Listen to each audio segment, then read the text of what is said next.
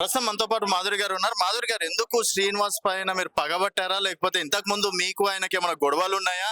ఆయన స్టార్టింగ్ నుంచి వ్యతిరేకిస్తున్న దాంట్లో మీరు ముఖ్య వ్యక్తిగా ఉన్నారు. సరే, అది మా ప్రేమ, మా పెళ్లి, మా ఇష్టం అని చెప్పేసి వర్షిని కూడా, అంటే దేశంలో ఏ టాపిక్ లేవా, మీకు ఇదే టాపిక్ పట్టుకొని వేలాడుతున్నారు అని చెప్పేసి కూడా క్లారిటీ ఇచ్చారు. అయినా ఎందుకు మీరు ఇంత దూరం తీసుకురావడం అనేది జరిగింది? అంటే తను ఏదైనా మంచి చేస్తే సపోర్ట్ గా మేము ఉంటాం. తను ఏం మంచి చేస్తున్నాడని ఈ రోజు దేశవ్యాప్తంగా చాలా మంది వచ్చారు, ఇంత సపోర్ట్ గా మాకున్నారు. మీరు ఇలా ఇలా అనడం కరెక్ట్ కాదు. ప్రపంచవ్యాప్తంగా వత్తాసగా ఆయనకు పలికారు, కానీ మేము పలకలేదు. మేము ఏదైతే నలుగురు ఉన్నామో వానికి కంకణం కట్టుకున్నాం. ఏ రోజైనా కానీ వాడిని బండారం బయట పెట్టాలి, వాడిని అరెస్ట్ చేపియాలని. ఈ రోజు దేవుడు మా వైపు ఉన్నాడు కాబట్టి, న్యాయం మా వైపు ఉంది కాబట్టి, మీడియా వైపు మా వైపు ఉంది కాబట్టి, జనాలు మా వైపు ఉన్నారు కాబట్టి మేము ఈ ముందుకు రాగలిగాం అంతే. ముఖ్య కారణం ఏంటంటే అందరికి తెలియందా, సనాతన ధర్మం మేము కూడా పాటిస్తామండి. సనాతన ధర్మం అంటే వాడు చేసేది కాదు, సనాతన ధర్మం అంటే మేము చేసేది. సనాతన ధర్మం కోసం మేము పోరాడేది. సనాతన ధర్మం విలువ అసలు అని తెలుసా?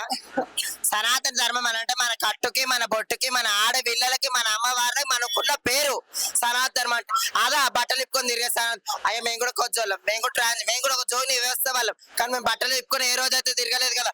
మేము కూడా లేకపోతే పూజారులమే.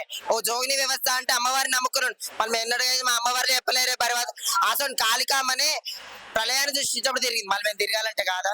అలాంటి ధర్మాన్ని పాటించుకుంటా ఈ రోజు ఆడపిల్లలకు అన్యాయం చేసి వాళ్ళని ఏమనాలి? ఈ రోజు స్టార్టింగ్ నుంచి కొట్లాడుతున్నప్పుడు అప్పుడు అందరు మళ్ళీ ఎంతమంది అన్నారు. మాధురి నన్ను అయితే ఒక ట్రాన్స్ కమ్యూనిటీలలో, ఒక జోగిని వ్యవస్థలలో మళ్ళీ నిన్నారు. మాకు తెలుసు ఒక సూసైడ్ దారికి పోయాం మేము ఇద్దరం.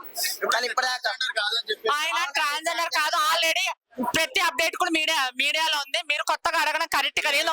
ఎందుకంటే వాడి మీద మేము ఎందుకంటే ఎన్నో అవమానాలు పడ్డాం, మీకు తెలుసా? చాలా తప్పు. మీరు ఏ రోజు మేము వెనక ఇట్లా అడిగేయలేదు. వాడు మగవాడండి, మీకు కావాలంటే సపరేట్ బిట్ ఇస్తాం. ఎందుకంటే ఈ జనాలు మేము అందరికి క్లారిటీ ఇవ్వాలి కదా. సో వాడు మగవాడు కాదు, కొన్ని అన్యాయ కారణాల వల్ల వానికి కొంచెం కింద దెబ్బ తిని వాడు సర్జన్ చేయించుకున్నాడు.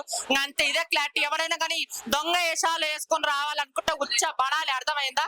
నమస్తే. ఇప్పుడు వర్షిని పరిస్థితి ఇంకా వాళ్ళ అమ్మ వాళ్ళ ఆయన ఇంటికి చేర్చాలి.